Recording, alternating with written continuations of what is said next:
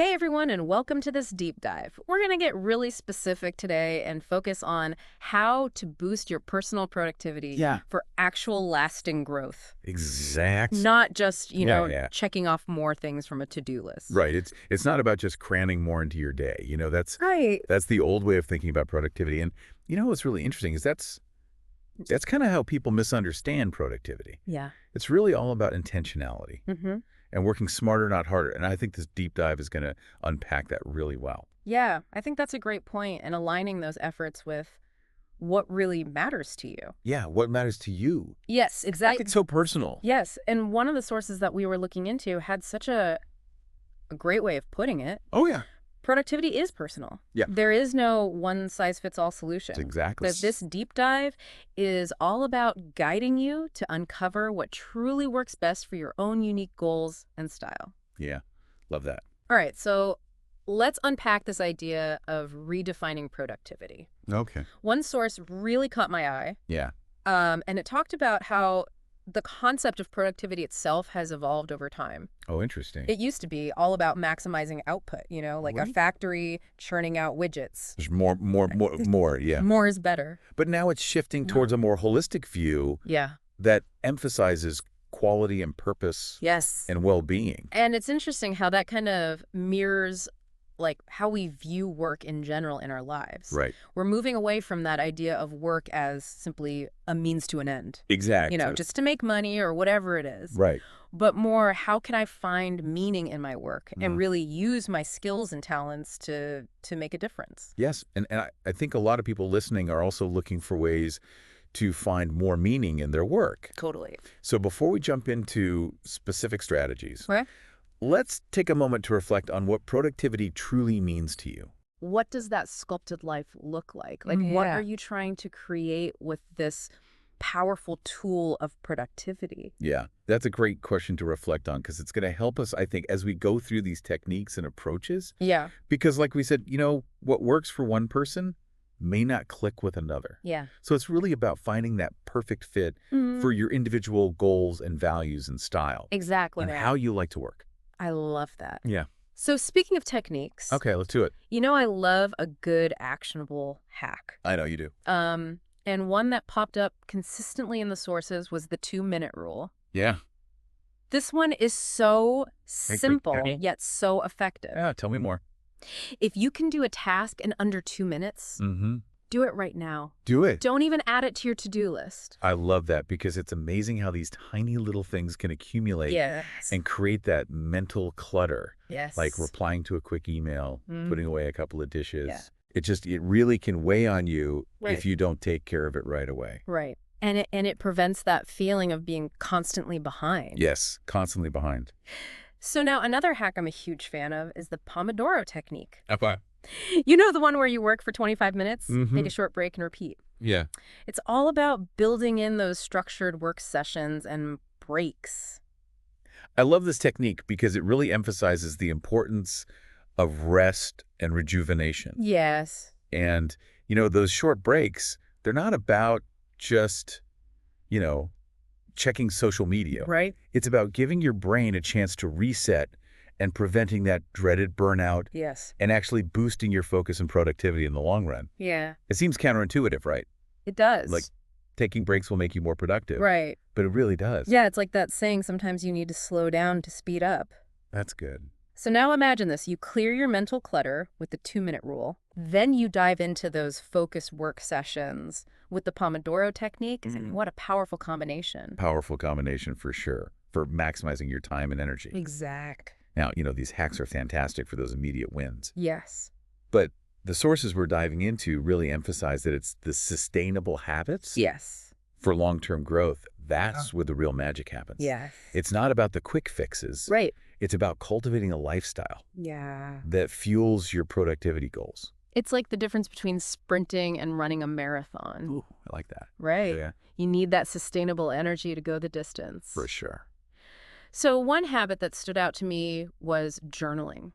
And it's not just about keeping a diary. Yeah. It's a strategic tool for reflection, progress tracking, and staying motivated. Yeah, what's so fascinating is the science behind journaling and its impact on productivity. Right. There was one study that found that just 15 minutes of journaling a day can significantly reduce stress, Okay. improve mood, and boost cognitive function. Wow. I love that. It's like this mental decluttering session Yes. where you just get to clear your mind Yeah. and process all your thoughts and emotions more effectively. Yeah, and it aligns with my personal experience. Yeah. I've found that even a few minutes of journaling each morning helps me set my intentions for the day, Hmm. clarify my priorities, and approach my work with a more focused and positive mindset. I love it. I also have a daily review habit. Okay. Each evening, I take stock of what went well, what could be improved, Yeah. what I learned. Hmm. It's all about that continuous improvement loop. I love that it's such a fantastic example of a habit that fosters self-awareness and accountability. Yeah. And, for anyone listening who might be feeling a little bit overwhelmed by all of this, Yes. remember, start small. Yes. You don't have to go from 0 to 60 overnight. Yeah. Choose one habit that really resonates with you and commit to practicing it consistently. Right. Consistency is key. Absolutely. Right. Small, consistent actions over time create massive results. Massive. Yeah. And it's not about the intensity. It's about building that momentum. Right. And making those positive habits a natural part of your routine. Totally. Now, all of this, ties in beautifully with this whole idea of goal setting, Yes. which is so essential to both productivity and personal growth. Yes. And, the sources we're looking at, they really highlight the importance of setting goals that are not only clear and actionable, Mm-hmm. but also aligned with your core values. Right. Like what truly matters to you. What matters to you? One source dove deep into the SMART goals method. Yeah. Specific, measurable, achievable, relevant, and time-bound. It's like a recipe for success, Right, it is. the SMART goals method. Yeah, I was so surprised to find out that the idea of SMART goals has been around for decades. Oh, really? Yeah, it was first introduced in a management journal back in the 1980s. Wow. And it's still going strong today because it works. Because it works.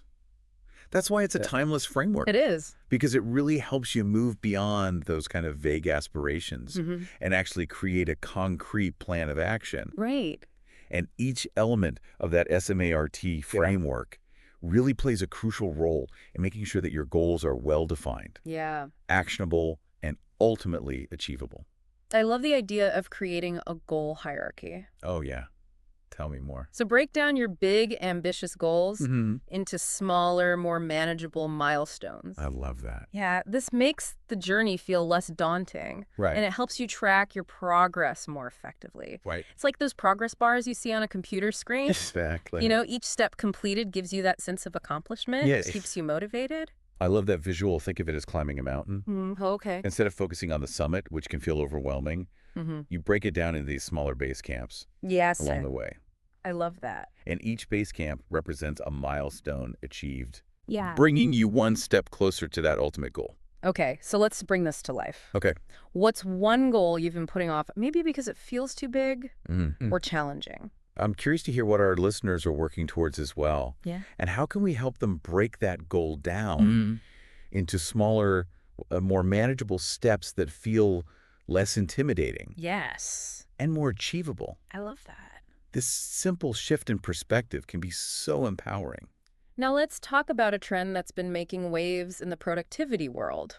Okay. Mindfulness. Mindfulness, interesting. At first glance, it might seem a bit out of place, Yeah. but the sources we're looking at highlight a powerful connection Yeah. between mindfulness and productivity. What's the connection? It's not just about finding inner peace. Okay.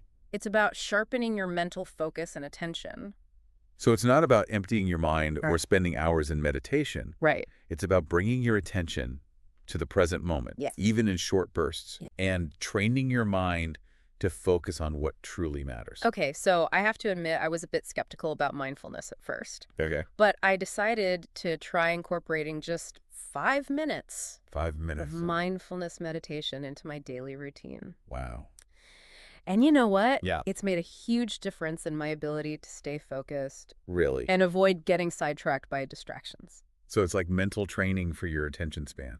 It is. Wow. So the sources that we're exploring suggest that in today's hyper-connected world, Mindfulness is becoming increasingly crucial for reclaiming our attention and Yes. directing it intentionally. Intention. It's like building a mental muscle that allows you to filter out the noise Yeah. and concentrate on what truly matters. What matters. It's about being present in a world that's constantly vying for our attention. Right. It's like having a superpower in a world full of distractions. It is. Mindfulness. So true. Huh. But let's be real, staying motivated, especially on those tough days, Oh, yeah. can be a real struggle. How do you stay motivated when you're just not feeling it? One strategy that really resonated with me was the idea of reconnecting with your why. Tell me more. When you feel your motivation waning, just take a moment to remind yourself why you're pursuing this goal in the first place. Yeah. What are those deeper reasons that drive you? Yeah. What impact do you hope to make? Yeah. Tapping into that intrinsic motivation can be so powerful Right. for re-energizing your efforts. It's like finding that spark again. Yes. Finding that spark. I also find that building in small rewards throughout the day can be a great motivator. Oh, yeah. Tell me about it. Like a little treat Yeah. after finishing a task. Yeah. A quick break to listen to your favorite song. Love it. Or even just a few minutes of stretching or walking can make a big difference in keeping your energy and motivation levels up. I love that because those small rewards, they act as this positive reinforcement, Right. right?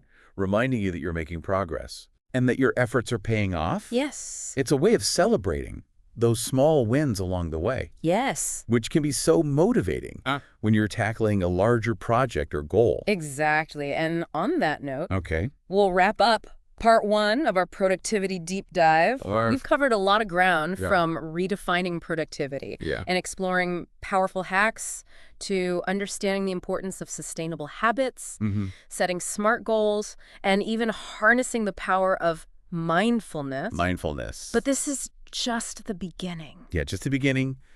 Stay tuned for part 2, where we'll delve deeper into the world of productivity. Yes. We'll explore how to manage your energy effectively, Yes. conquer distractions like a pro, Yes. and overcome procrastination. Yes. So stay tuned. See you then. Bye. Welcome back to our deep dive into productivity. Okay, so in part 1, Yeah. we talked about reframing our view of productivity, quick win hacks. Yeah. Laying that foundation with those sustainable habits. Now let's shift gears and talk about energy management. Ooh, energy management. It's not just about managing time. Right. It's about managing your energy effectively Yes. to maximize your output. It's a game changer. It is. It really is. So one source put it so brilliantly. Okay. Imagine trying to drive a car nonstop without ever refueling. Yeah. It just wouldn't work. Nope. Our brains and bodies are the same. Yeah. We need to recharge to function at our best. Yes. And we often push ourselves to the limit, thinking that we can just power through. Right. But neglecting our energy levels ultimately leads to burnout and decreased productivity. It's like running on fumes. Running on fumes, exactly. This source highlighted the importance of understanding your natural energy rhythms. Oh, that's a good one. We all have times of day when we feel more alert and focused, Right. and times when we naturally experience a dip in energy. It's like our internal clock dictating Right. when we're at our peak performance. Yes. And when we need to step back and recharge. I'm definitely a morning person. Okay. That's when I get my best work done. Uh-huh. But by late afternoon, Yeah. I hit a wall. The afternoon slump. Yeah.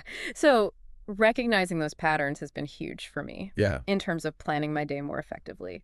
Like, I schedule my most demanding tasks for the morning Yes. when I'm at my peak When you're at your peak. and save less intensive tasks for the afternoon slump. Love it. That's such a great example of how understanding those rhythms Yeah. can help you optimize your schedule Yes. for maximum productivity. Okay, so let's talk about recharging. Recharging. Okay.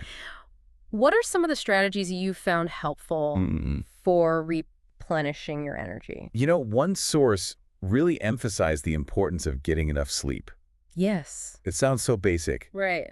but I think so many of us are chronically sleep deprived. We are. We sacrifice sleep I do. in the name of productivity. Yes. But, adequate sleep is absolutely essential for everything. It's for cognitive function, for emotional regulation, for physical health. I used to think I could function on minimal sleep, Me too. but it was so counterproductive. yes, it is. I was more irritable, Yeah. less focused. Yeah. My work quality suffered. Yeah. I'm the same way. Now I prioritize sleep. Yeah. It's made a world of difference. What about you? What are some other ways that you like to recharge? Besides sleep, which is non-negotiable for me now, Okay. I'm a big believer in taking regular breaks throughout the day. Breaks. Okay. Stepping away from my work even for a few minutes Yeah, can do wonders for my energy levels. totally. Um, I use the Pomodoro technique Okay. to Yeah. kind of structure my breaks. Yeah. But sometimes I just get up and walk around or stretch, Yeah. grab a quick snack. Those micro breaks are so important for preventing burnout and Yes. maintaining focus. And don't underestimate the power of movement, Movement. right? Yeah, this source suggested incorporating short bursts of physical activity. Into your day, even a quick walk Yeah. or a few stretches can boost your energy levels Yeah. and improve your mood. I totally agree. I try to get outside for a quick walk during my lunch break, even if it's just for 10 minutes. 10 minutes, that's all it takes. It's amazing how such a small change can make such a big difference Big difference. in my energy and focus. Another powerful energy booster is connecting with nature. Oh, yes. This source actually cited studies Oh. showing that spending time outdoors can reduce stress, improve focus, and enhance creativity. I'm a big nature lover. Yeah. I find that even just looking at a plant or stepping outside for a few minutes can help me feel more grounded and refreshed. Grounded. It's like hitting the reset button on my brain. I love that. Okay, so we've talked about managing our energy levels, Yeah. but let's face it, in today's world, distractions are everywhere. Everywhere. How do we navigate this constant barrage of information and stay focused on what matters? You're absolutely right. Managing distractions is crucial for maximizing productivity. Yes. This source shared a really helpful framework for categorizing distractions. Okay. Internal distractions, external distractions, and technology distractions. So internal distractions would be things like our own thoughts, Yes. worries, daydreams. Exactly. And external distractions would be things like noise, Right. interruptions from colleagues, or a messy workspace. Exactly. And then technology distractions are those pesky notifications. Yes. The emails, Yes. the social media alerts, Yes. the constant stream of information coming at us from our devices. It's no wonder we feel so scattered. I know, it's a lot. My phone is constantly buzzing. I feel like I'm always fighting to stay focused. Yeah. What are some things that you do to manage those digital distractions? I've started turning off notifications on my phone and computer during work hours. Oh, that's a good one. It's been a game changer. Yeah, I've done that too. Yeah, and I'm also more mindful about how I use social media.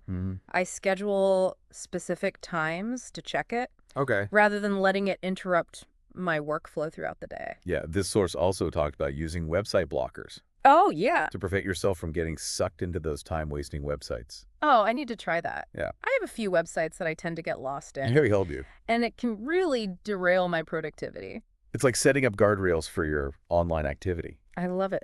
Now, what about mental strategies? Mental strategies. Okay. How can we train our minds to be more focused? This source really highlighted the importance of practicing those mindfulness techniques, Yes. doing focus exercises, and even just taking a few deep breaths to recenter yourself Yeah. when you feel your attention wandering. Mindfulness really is a superpower. It is a superpower. It's about being present and intentional with your attention. Exactly. It's not about eliminating distractions altogether, Right. but about noticing when your mind wanders.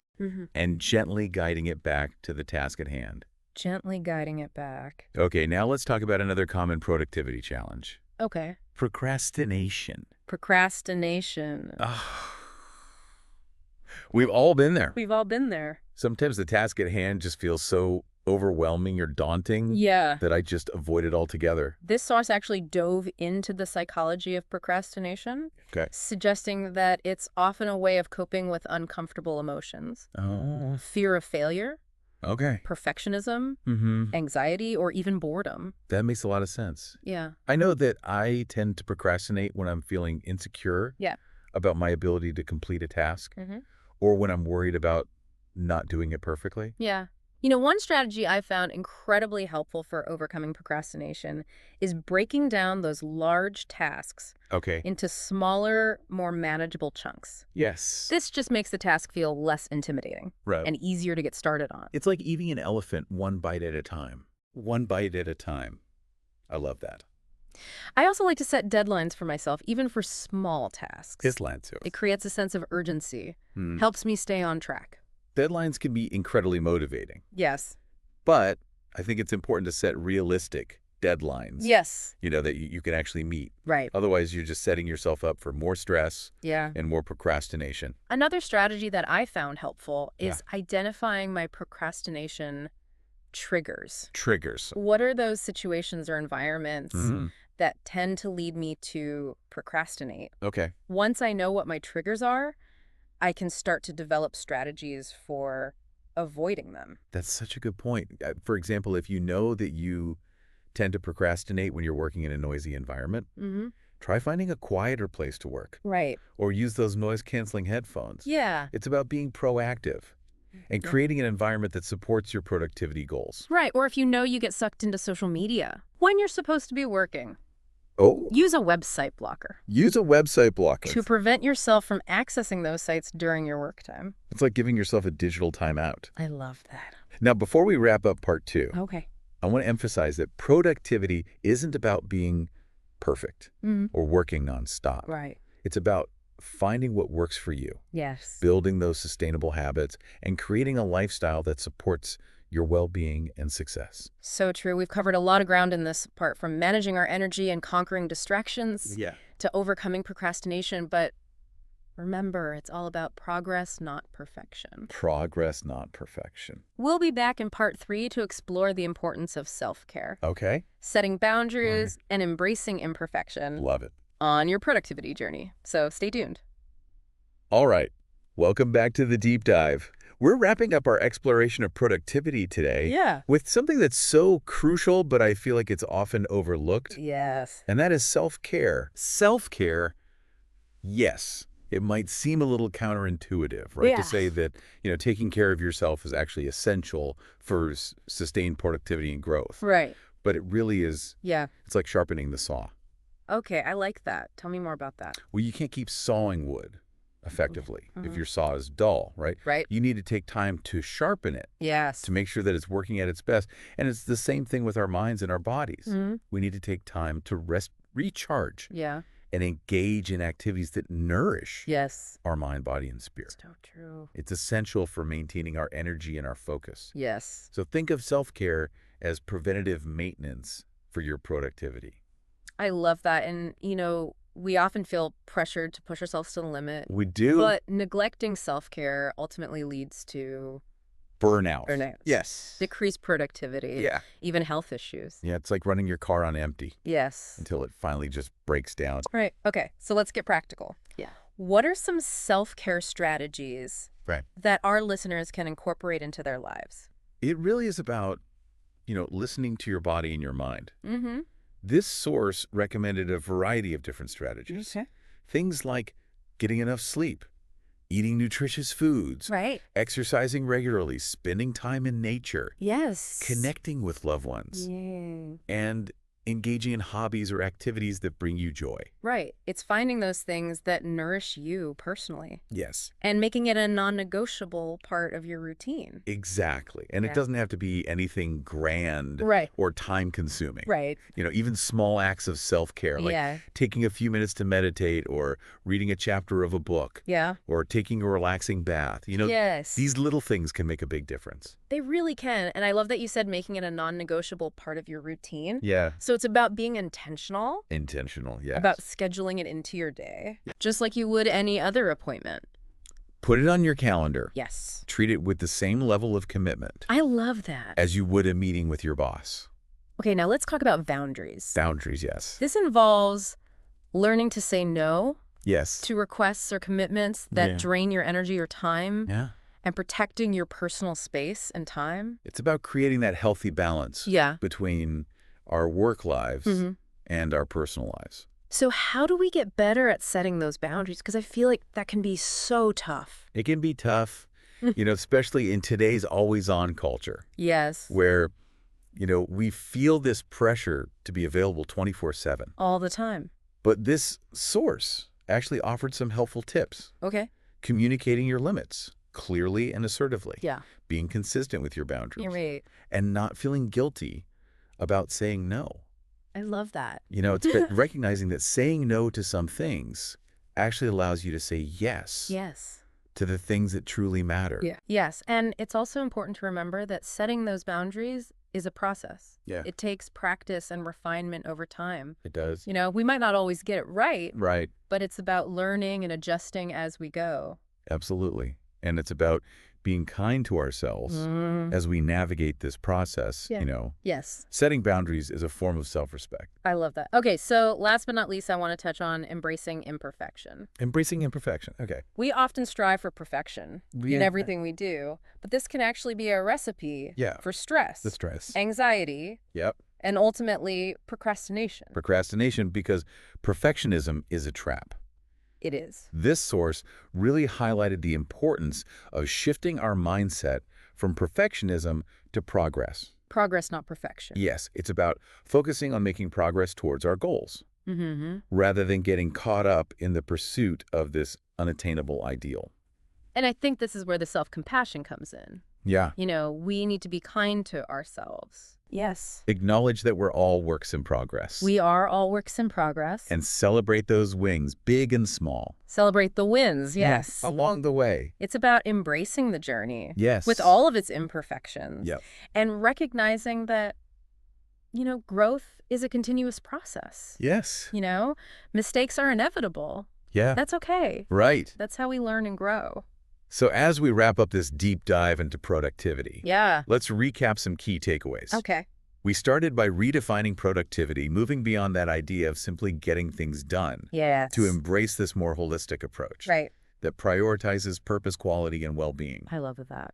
We explored a range of actionable hacks and sustainable habits that can really enhance our productivity, from the 2-minute rule and the Pomodoro technique to journaling, mindfulness, energy management, and of course, self-care and setting boundaries. All important. And we touched on the importance of setting clear goals, managing distractions, overcoming procrastination, and of course, embracing imperfection. Yeah, it's a lot to take in.